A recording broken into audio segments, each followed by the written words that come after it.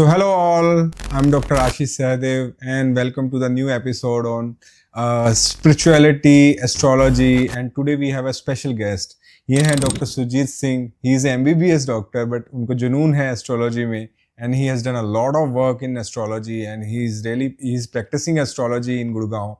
And let's understand what is astrology, whether it's a science or it's a pseudoscience. And we'll learn about various sub-sciences of astrology, and we'll discuss about various issues which people face and then they seek for astrology. So welcome you sir.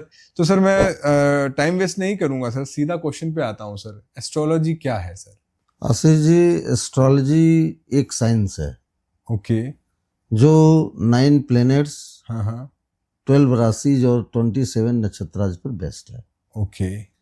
इसमें actually chart बनाते हैं different, अपने वैदिक astrology और सारी चीज़ों different types permutation combinations होते हैं. ओके. जिससे हम जो होता है कि प्रेडिक्शंस करते हैं. तो प्रेडिक्शंस तो अलग चीज़ है, बहुत सारे कम्बिनेशंस है. बेसिकली क्या होता है कि इसमें जो 9 प्लैनेट्स है और 12 राशियां और 27 नक्षत्राज है ना, उनके डिफरेंट पोजीशंस, डिफरेंट कॉम्बिनेशंस के आधार पर हम जो होता है चार्ट बना करके प्रेडिक्शन करते हैं. बेसिकली ये है.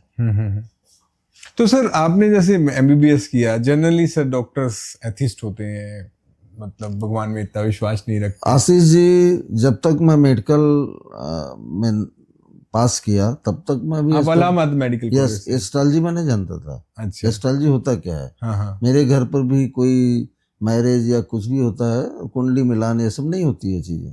ठीक है. तो मेरा एक फ्रेंड था यहाँ पर, जब मैं मेडिकल कॉलेज में था, वो बोला कि ज्योतिष होती है कोई चीज. हाँ.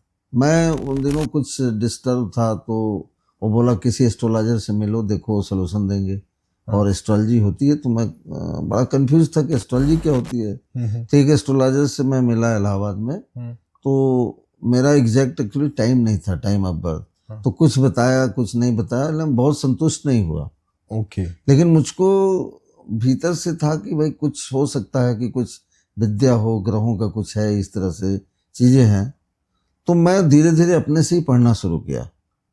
तो आपने एमबीबीएस के दौरान ही एस्ट्रोलॉजी एमबीबीएस के लास्ट में, जैसे पढ़ने पास इंटर्नशिप के टाइम पढ़ना शुरू किया, तो हमको थोड़ा सा इंटरेस्ट और आने लगा. अच्छा. कि और प्लैनेट्स क्या क्या सिग्निफिकेशंस होते हैं. हाँ. राशियों के सिग्निफिकेशंस क्या है. हाँ. 12 हाउस होते हैं, सबका अपना सिग्निफिकेशंस है. हाँ. ऐसा भी होता है कि जैसे यंग एज में क्या होता है कि अफेयर वगैरह की बहुत सारी चीजें रहती हैं. किसी का अफेयर बीच में टूट जाता है, किसी चलता रहता है. तो बहुत सारी चीजें थी, कॉम्प्लिकेटेड लाइफ में है. तो उसको जानने के लिए हमने धीरे धीरे स्टडी करते गए. फिर मैंने थोड़ा पढ़ाई भी किया इसमें. ठीक है. और कुल मिलाकर के कि डेली के मेरा इसमें रिसर्च रहता है. ठीक है. और इसमें मैंने बहुत एक्सपीरियंस पाया. और मुझको इसमें कोई भी डाउट नहीं है कि ये साइंस नहीं है. तो सर आपने इंटर्नशिप कौन से ईयर में की होगी? 1999 जी. तो मेरे ख्याल से 26 साल हो गए सर. बिल्कुल हो गया सर. 26 साल से आप एस्ट्रोलॉजी में है. सर कोई ऐसा कॉलेज या कोई ऐसा कोर्स आपने ज्वाइन किया हो एस्ट्रोलॉजी के लिए? नहीं, मैंने तो कोई कॉलेज नहीं ज्वाइन किया. ऐसे ही कोई जो टीचर जो होते हैं, बेसिकली बेसिक मैंने जानने की कोशिश किया. कि हमारा बेसिक अगर क्लियर हो जाएगा तो एडवांस तो हम धीरे धीरे पढ़ते रहेंगे, रिसर्च करते रहेंगे. तो क्या पढ़ते हो सर? कोई बुक होती है स्पेशल? नहीं, बुक तो बहुत सारी चीजें हैं. लेकिन बुक्स इतनी है ना, सब कंफ्यूज करके रखती हैं. तो आपने रियल ज्ञान कहाँ से लिया? रियल मैंने क्या किया कि एक टीचर से मैंने बेसिक चीजें किया. कि 12 हाउसेस का सिग्निफिकेशंस क्या है, प्लेनेट के सिग्निफिकेशंस क्या है, और कंजक्शन क्या होता है. ठीक है. और एस्पेक्ट्स क्या होता है, ये सब बेसिक चीजें सीखा. उसके बाद धीरे धीरे अपने चार्ट पर ही थोड़ा एनालिसिस किया. कि किस तरह से घटनाएं हैं, घटना किस तरह से टैली कर रही है, क्या कॉम्बिनेशन बनता है उसमें. तो अपना चार्ट सबसे बेस्ट होता है स्टडी के लिए. क्योंकि लाइव के इवेंट को आप जानते हो और उसको आप मैच करते हो.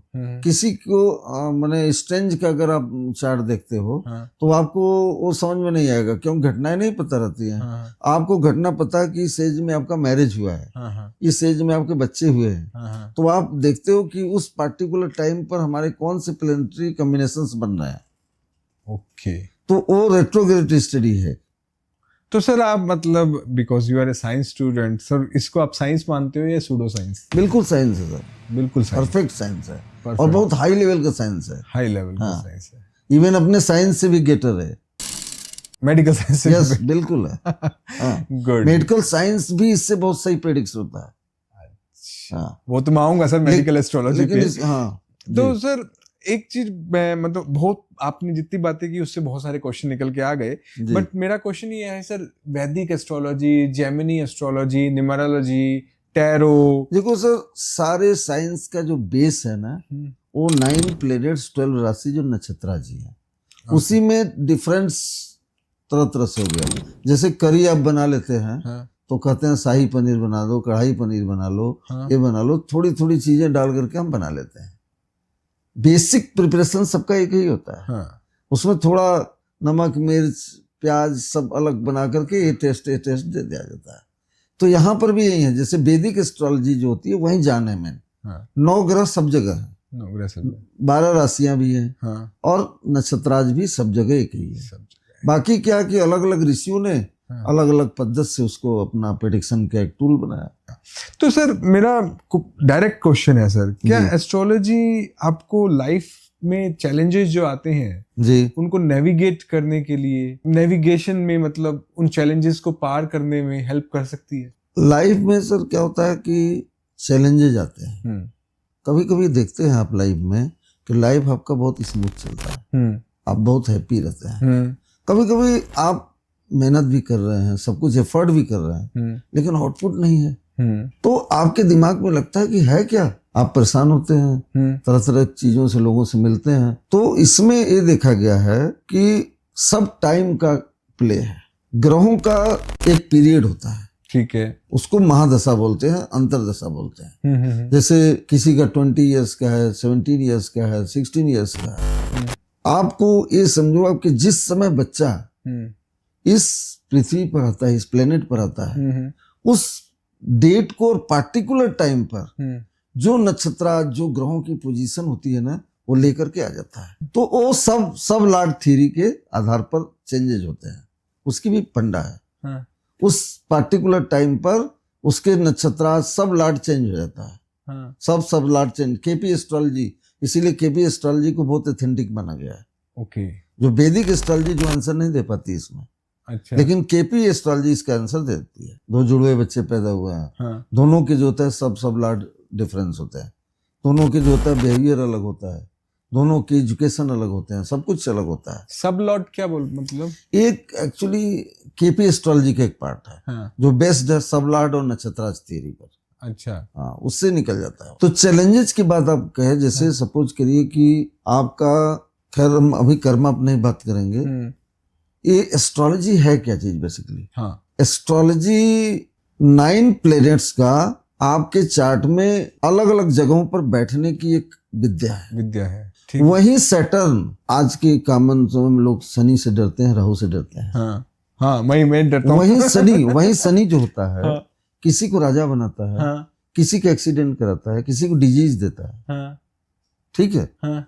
तो होता क्या है कि जब बच्चा पैदा होता है तो वो पिछले कई जन्मों के जो उसका कर्मा रहता है ना, संचित कर्मा, उसको लेकर के पैदा होता है। और पास्ट के जो हमारे कर्मा होते हैं ना, वो डिस्प्ले होते हैं प्लैनेट्स के रूप में। अच्छा, तो मतलब हमारे हिंदू धर्म में माना गया है कि हमारा जन्म ये पहला नहीं है, हम कई जन्मों पहले थे और आगे भी होंगे, ये हिंदू धर्म मानता है। तो हम पिछले कई जन्मों में जो भी अच्छा कर्म किए हैं, बुरा कर्म किए हैं, उसको संचित कर्म बोलते हैं। संचित कर्म। उस जब बच्चा लास्ट में एक आदमी प्राण छोड़ता है ना, तो उस समय उसके जो संचित कर्मा है उसके साथ आता है।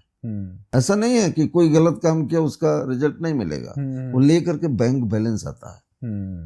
तो जो इस जन्म में हम आते हैं पास्ट कर्मा को लेकर के, वो प्लैनेट्स के रूप में डिस्प्ले हो जाता है आपके चार्ट। और वही प्लैनेट किसी को राजा बना रहा है, किसी को प्रॉब्लम क्रिएट कर रहा है। वो आपका डिपेंड करता है कि आपके चार्ट में उस प्लैनेट की सिचुएशन कहाँ पर है। जो हो गया, मान लो आप पैदा हो गए, आपके चार्ट पे प्लेनेट मूवमेंट्स आ गई जी अब प्लेनेट मूव भी कर रहे हैं, जी तो बिल्कुल। क्या उसको आप इन्फ्लुएंस कर सकते हैं? जी बिल्कुल इन्फ्लुएंस कर सकते हैं। देखो, आप कोई गलत काम किए हैं, आपको मान लो सपोज करो उस गलत काम का जो रिजल्ट शनि के रूप में आपके प्लेनेट में एक्सीडेंटल हाउस में आ गया हो और आपको डिजीज एक्सीडेंट करा रहा है, ठीक है, तो आपको क्या कहता है प्लेनेट, ये कहता है कि पहला तो रियलाइज करो कि आपने जो भी कुछ प्रारब्ध में किया हो या जो कुछ भी आपसे कुछ चीजें हो गई है, तो वो आप हमको मानो। शनि कहता है कि हमको आप अगर नहीं समझोगे तो मैं आपको समझा दूंगा। अब सैटर्न है क्या चीज बेसिकली?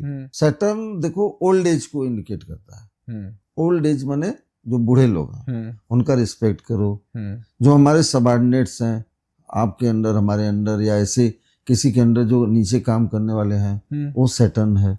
सैटर्न हार्ड लेबर है, परिश्रम है, योगा है, जस्टिस का प्लेनेट है और कर्म को बताता है, हार्ड लेबर को बताता है। होता क्या है कि हम इन सब सारे चीजों को छोड़ करके जाते हैं शनि मंदिर पर, तेल चढ़ाते हैं। हार्ड लेबर भी नहीं करते, पंक्चुअलिटी, शनि पंक्चुअलिटी को लाइक करता है। जब आप पंक्चुअल होते हो, हार्ड लेबर करते हो, रेगुलरिटी लाइफ में बना लेते हो और नीचे और ऊपर वालों की रिस्पेक्ट करते हो ना, तो सैटर्न आपका धीरे धीरे फेवर में आ जाता है। और बाकी आप शनि मंदिर जाकर के तेल चढ़ाना, ये सब चढ़ाना, ये सब लेस मीनिंग है बस।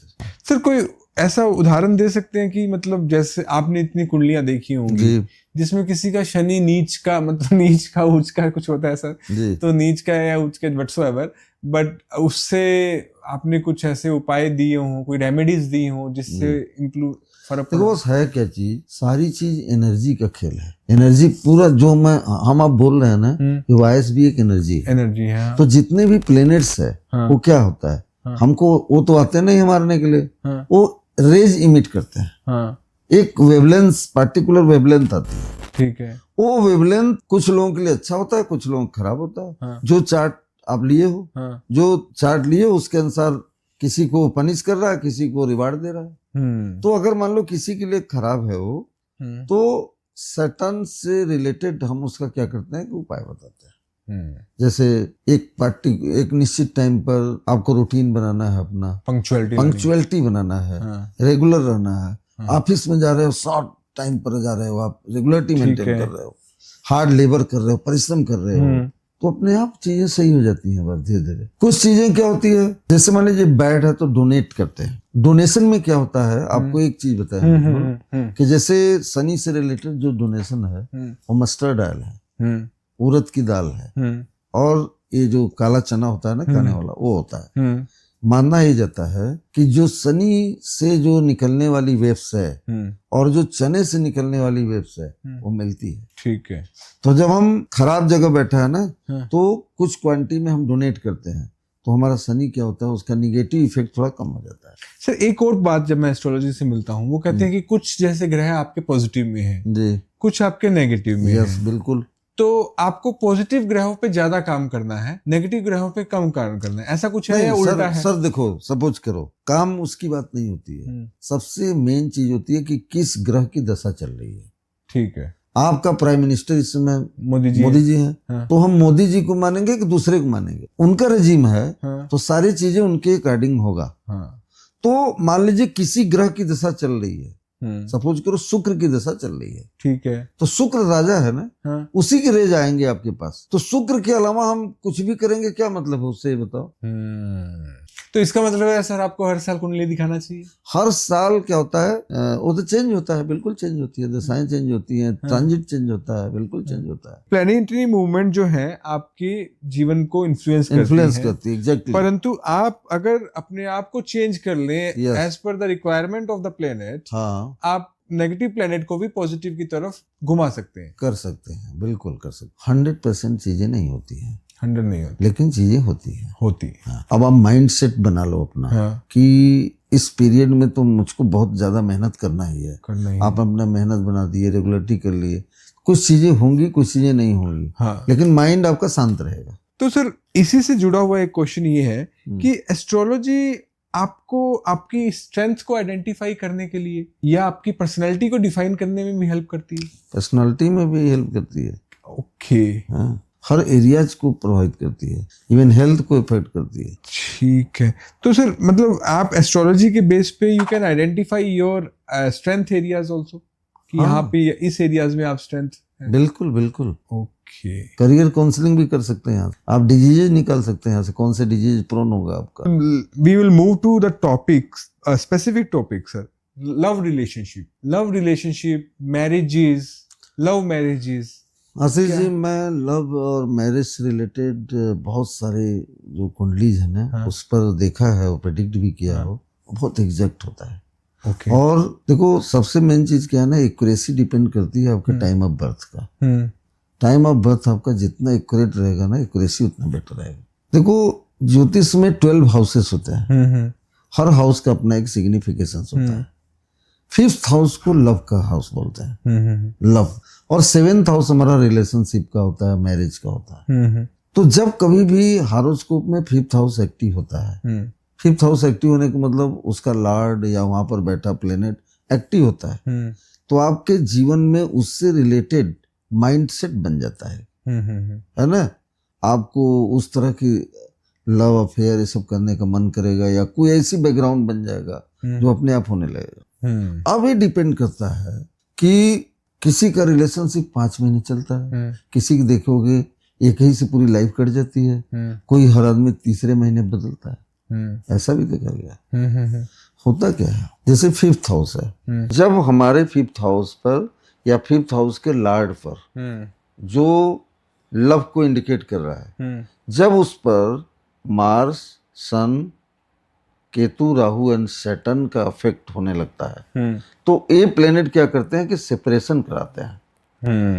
आपका 2 महीने 1 महीने बैकग्राउंड बना, उसके बाद सेपरेट हो जाओगे, या 1 साल, डिपेंड करता है कि वो इफेक्ट कब आएगा, इन्फ्लुएंस कितना इन स्ट्रांग प्लेनेट्स का इन्फ्लुएंस कब आएगा, वो देख करके पीरियड डिफाइंड होगा।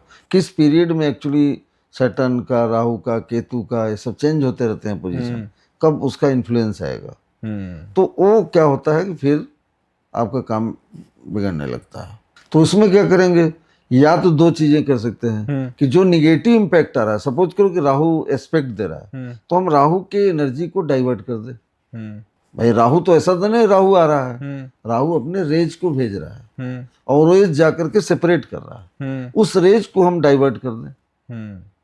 तो वो कैसे हो सकता है? वो बस मैंने अभी रिसर्च किया हूँ कि जितने भी हाउसेस होते हैं ना, राशियां होती हैं, सबके एक डायरेक्शंस होते हैं, वास्तु में चले गए फिर उस डायरेक्शंस पर राहु के ऑब्जेक्ट को प्लेस कर देते हैं, या टैटू एक्टिवेशन भी करते हैं। बॉडी पर टैटू एक्टिवेट कर दीजिए, राहु चेंज हो जाएगा, उसकी जो एनर्जी है दूसरे जगह चेंज हो जाएगी, वो एक अलग सब्जेक्ट है। तो आपके साथ तो दोबारा बात कर, टैटू बहुत जबरदस्त चीज है, बहुत। पहले तो मैं जब सुन रहा था तो मैं तो बिलीव नहीं हो रहा था मुझको, मैं तो हंसता था कि टैटू क्या करेगा, लोग घूमते रहते हैं टैटू। टैटू बहुत जबरदस्त चीज है, स्टेरॉयड है टैटू, इमीडिएट इफेक्ट है। अच्छा, मैं 5-6 लोगों पर अपना अभी एक्सपेरिमेंट किया हूँ, एग्जैक्ट आ रहा है रिजल्ट। तो टैटू किसी से भी बनवाए या किसी से बनवाओ उसका नहीं मतलब है, क्या बनवाना है? हाँ क्या बनाना है, 9 प्लैनेट्स को ही बनाना होता है। हाँ। और जितने भी हमारी जो बॉडी है ना, 12 राशियों को इंडिकेट करती है। और किसी पार्टिकुलर जोन में जब हम उसको एक्टिवेट कर देते हैं प्लेनेट को, छोटा सा टैटू बना लेंगे, वो एरिया आपका एक्टिवेट हो जाएगा और आपको 15-20 दिन के भीतर रिजल्ट देगा। आप कहोगे क्या हो गया? तो क्या टैटू बनाना है और कहाँ पे बनाना है, ये डिसाइड बाय द एस्ट्रोलॉजर। वो एस्ट्रोलॉजर ही डिसाइड करेगा। तो ये हर किसी को चाहिए होगा या किसी को? नहीं, सब में व्यवस्था नहीं होती है, सब में व्यवस्था नहीं है। कुछ में होती है तो कर सकते हैं, अदरवाइज एनर्जी जेंस को आप गलत जगह करेंगे तो गलत इफेक्ट पड़ेगा।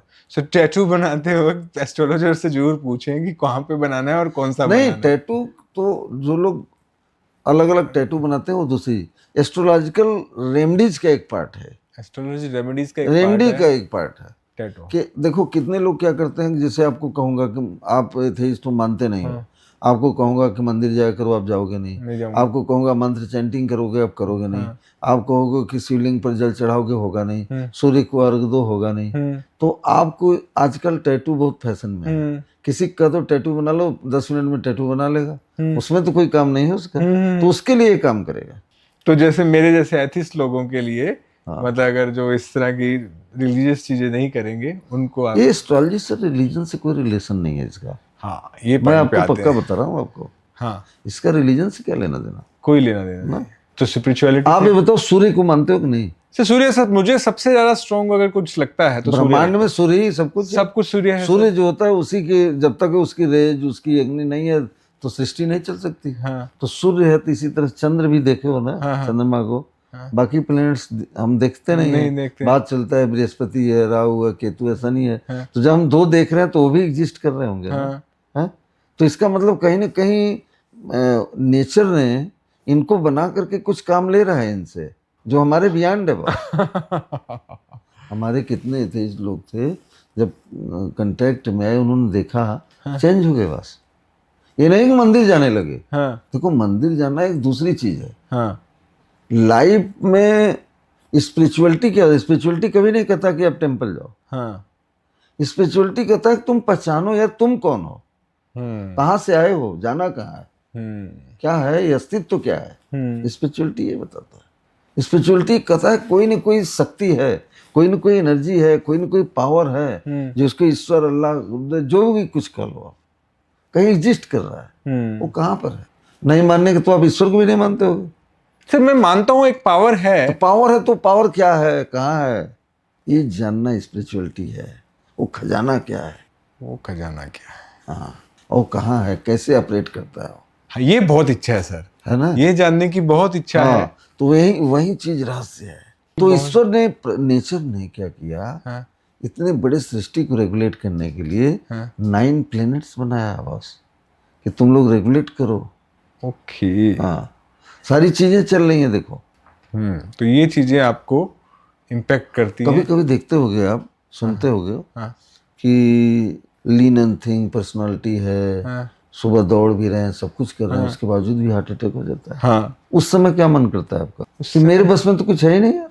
और काफी जगहों पर आप भी देख लो, कितने लोग बहुत अल्कोहल लेते हैं, सब कुछ करते हैं, उनको कुछ नहीं होता है। कितने लोग लाइफ में कुछ नहीं किए, 50 डिजीज है। क्यों ऐसा? तो कोई पावर है, कोई पावर है जो रेगुलेट कर रही है। और वो है क्या, पावर है क्या? ईश्वर देखो, ऊपर वाला न किसी से दोस्ती उसकी है, न किसी से दुश्मनी है। उसकी एनर्जी सबके लिए इक्वल है, इक्वल है। जैसे एयरटेल के सिग्नल की इक्वल है। हाँ। और डिपेंड करता है कि आपका मोबाइल कैसा है, कैसे कैच करेगा। बहुत बढ़िया एग्जांपल है सर, है ना। हाँ रेस सबके लिए है, वही एयरटेल का सिग्नल है। हाँ अलग अलग एयरटेल का मोबाइल है, अलग अलग तरीके से, कोई कहेगा हैंग कर रहा है, कोई कहेगा कुछ कर रहा है। हाँ वही ईश्वर जो होता है सबके लिए समान। लोग जब समय सही नहीं होता है ना, तो लोग ये कहते हैं कि ईश्वर बड़ा नाराज है। हाँ। ईश्वर क्यों नाराज होगा मित्र? ये आपके द्वारा किए गए कर्मा हैं, जो आपने नोइंगली अनलोइंगली किसी समय किए हैं, पिछले जन्म में किए हैं, किसी जन्म में किए, जो इस समय आपको पेन दे रहे हैं आकर के। तब हम चिल्ला रहे हैं मेरा काम नहीं हो रहा है, मैं तो सब कुछ गड़बड़ है। सर अभी आपने काफी बातें बताई। सर एक बात बताइए कि अगर इस तरह से हम एस्ट्रोलॉजी को फॉलो करने लग जाएंगे, अब आप एस्ट्रोलॉजी फॉलो नहीं करना है। शुभ astrology just like Google map, जो बात हुई है आपसे। गूगल मैप है, आपने मेरे पास गूगल मैप भेजा, एड्रेस नहीं, गूगल मैप चला करके मैं भरोसा किया कि नहीं गूगल मैप पर, तो यहाँ तक आ गया, पास में ही आ गया। तो गूगल मैप पहुंचाया कि नहीं मुझको? सिग्नल डिस्टर्ब भी हो सकता है, बंद हो सकता है, तो हमको फिर क्या करना, फिर प्रॉब्लम में आना पड़ेगा। इसी तरह से ज्योतिष क्या होता है ना, एक गूगल मैप है। हाँ, जो आपको रास्ता हमको आइडिया करता है कि ऐसे ऐसे करो, ऐसे करो। वो डेस्टिनी नहीं है कोई कि यही करना है आपको। एक देख लो भाई क्या है, मान जाओ, थोड़ा सा ठहर जाओ। अगर ये हो के समय थोड़ा सा वो है, शांत हो जाओ थोड़ी देर के लिए। हाँ, अपने आप चीजें सही हो जाएंगी। सर ये अपने आप चीजें सही हो जाएंगी, ये तो मैं मानता हूँ सर, इसमें हो जाती है समय के अनुसार, होती है, हो जाती है। समय वही, समय खराब का मतलब क्या है? समय खराब का मतलब है कि कुछ समय ऐसे प्लेनेट की दशाई जो आपके लिए फेवरेबल नहीं है, वो आपके प्रीवियस कर्मा ही हैं। लक क्या होता है? लक कुछ है नहीं। लक को लोग कहते हैं कि भगवान बनाता है, लक कुछ नहीं, लक आप खुद बनाते हो। आपके द्वारा प्रीवियस जन्म में, पास्ट लाइफ में जो किए गए कर्मा हैं, वो इस समय या तो आपको रिवार्ड कर रहा है या तो पनिश कर रहा है। वही आपका लक है। जब आपका अच्छा समय होता है तो आप लकी होते हो, तो खराब समय होता है तो अनलकी होते हो। पर नहीं सर, जैसे राहु काल, अब जैसे सुबह उठे आप, राहु काल का टाइम देख रहे हो, शुभ सर वो मुहूर्त- सब जानते हो ऑब्सेशंस है, वो सब इतना नहीं पढ़ना चाहिए किसी चीज में। नहीं पढ़ना आप तो खाने के समय आप ढूंढ लोगे, हाँ। खाना के समय ना ना ना ये सब नहीं करना है, डेली रूटीन की चीजें कुछ नहीं है, ठीक है। ये सब बहुत ज्यादा नहीं करने की जरूरत है। एक मानो, थोड़ा सा मान भी लेना चाहिए, थोड़ा जान कर चलना चाहिए। थोड़ा मानो और थोड़ा जानो। ये नहीं कि आप सब चीज वहीं देखने लगे, रात में 12 बजे तो यार ये तो दशा है तो बड़ा मुश्किल है, ऐसे लाइफ नहीं चलती है बस, है ना। तो कुछ मेजर चीजें, जैसे लाइफ में कोई बड़ी हमको प्रॉब्लम्स आ गई जिसमें मेडिकल हेल्प भी काम नहीं कर रहा है, या हमारा करियर में प्रॉब्लम आने लगी, हिंड्रेंस, थोड़ा थोड़ा वो सब चीज़ों को भी करो, थोड़ा थोड़ा एफर्ट भी करो, सारे चीज़ों को कंबाइन करो, आपका काम बन जाएगा। सर मूव करते हैं सर जल्दी से जी। आपने लव रिलेशनशिप में बताया कि 5th house is your love house and 7th house is your relationship house.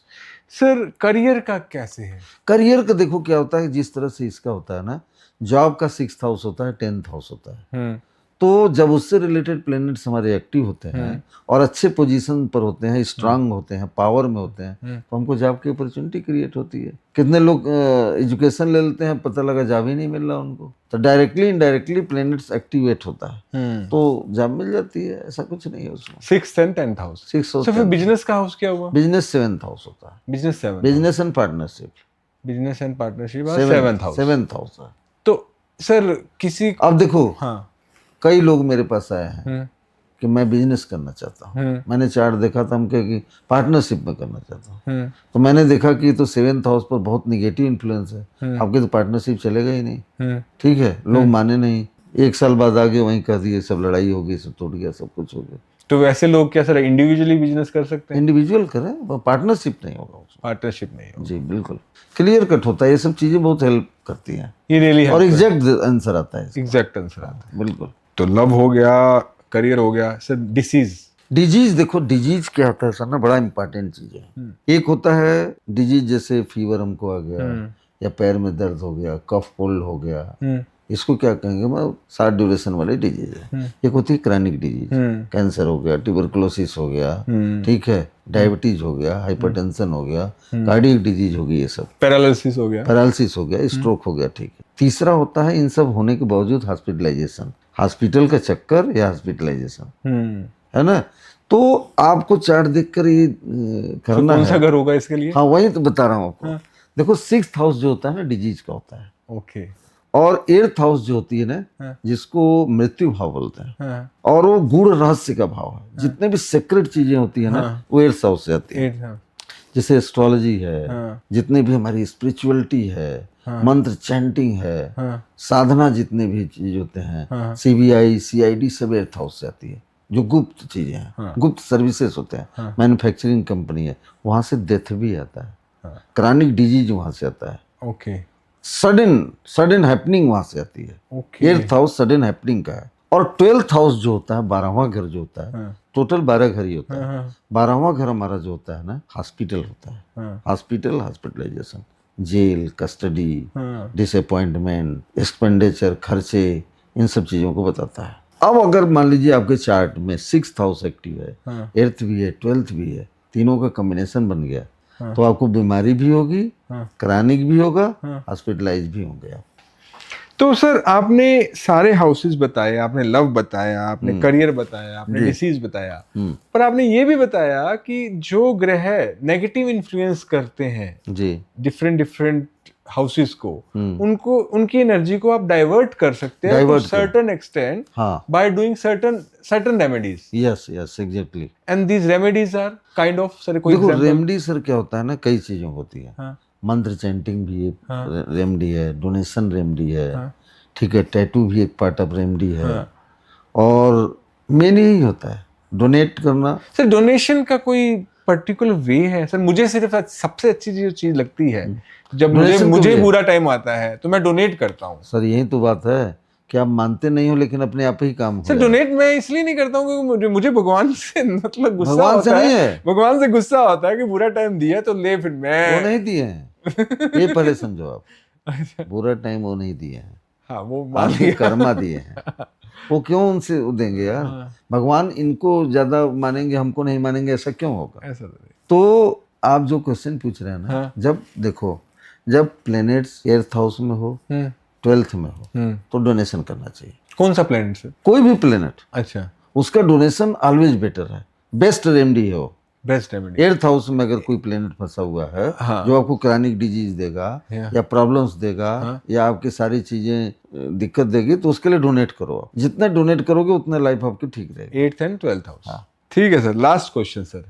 Accidental Fortune, accidental Fortune अगर लेना हो, सडन पैसा, सडन मार्केट में मेरा टाटा मोटर का शेयर सडनली बढ़ गया जी, या जो मैंने स्टॉक लिया हुआ था वो सडनली बढ़ गया, या मुझे कोई लॉटरी लग गई या कुछ ऐसा कुछ हो सकता है? देखो सर क्या होता है ये सर एक क्वेश्चन मैं इसलिए पूछ रहा हूँ क्योंकि एस्ट्रोलॉजी में सबसे ज्यादा कॉमन, मतलब one of the most commonly asked question is that कि मैंने स्टॉक मार्केट में पैसा लगाया है, is there is chances that it will sir have? बहुत बढ़िया आपने पूछा, जैसे डिजीज पूछा, करियर पूछा, और इस तरह से उसी तरह से स्टॉक मार्केट भी है। स्टॉक मार्केट में पैसा लोग कमाते भी हैं, गवाते भी हैं। और आप ये देखते होंगे कि कुछ लोग जो होता है प्लस माइनस करके निगेटिव ही रहते हैं मैक्सिमम। तो सब लोग स्टॉक मार्केट से पैसा नहीं कमा सकते। जिसका 5th हाउस बहुत स्ट्रांग होता है, राहु और बुध के प्रभाव में होता है, मैंने देखा वो सीधे पैसा कमाता है। 5th हाउस, 5th हाउस और राहु और मरकरी उसके बहुत स्ट्रांग रूप में रहे, 6, 8, 12 में नहीं रहे, बहुत अच्छा पैसा कमाता है।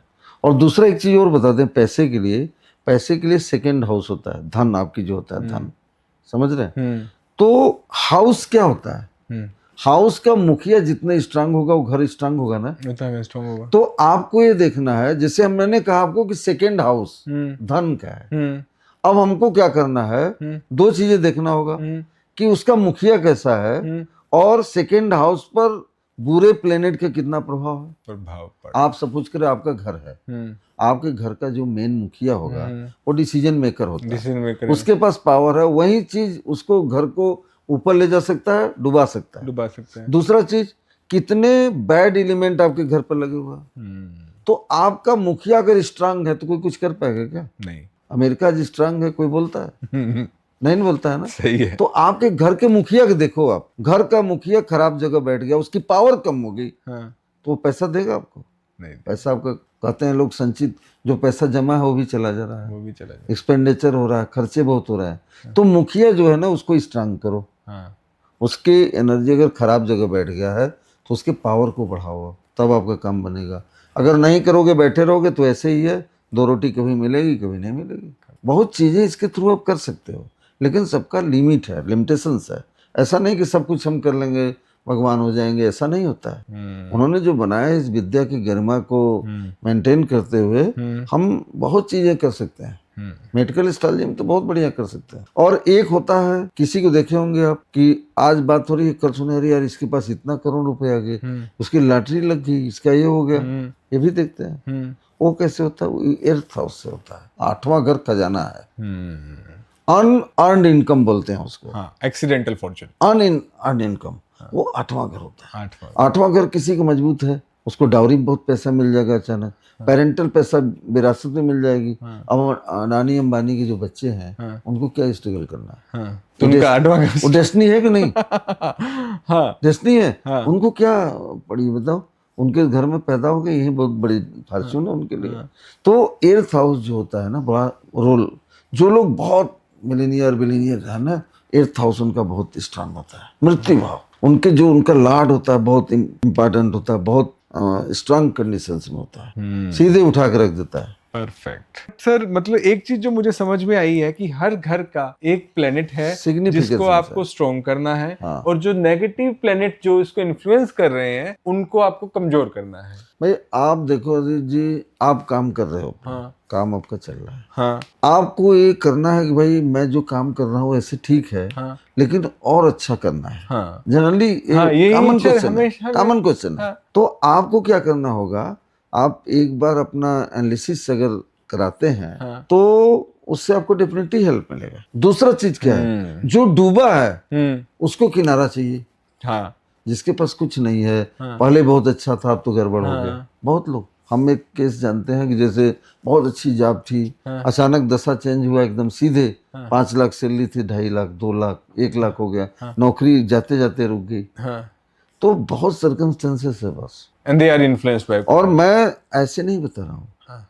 मैं चार्ट देख करके लोगों में एनालिसिस करके इस तरह से, तो ये साइंस तो बड़ी जबरदस्त है। बस देखो, आपको एस्ट्रोलॉजी की नॉलेज नहीं है। हाँ. बहुत लोग क्या करते हैं, मंदिर में पंडित लोग बैठे रहते हैं या कुछ, जिसको ये BCD कुछ नहीं आती है, बस एस्ट्रोलॉजी नहीं आती है, वो पत्रा देख करके मुहूर्त निकाल लेते हैं, शादी अब होगी, बच्चा ये पैदा करना है।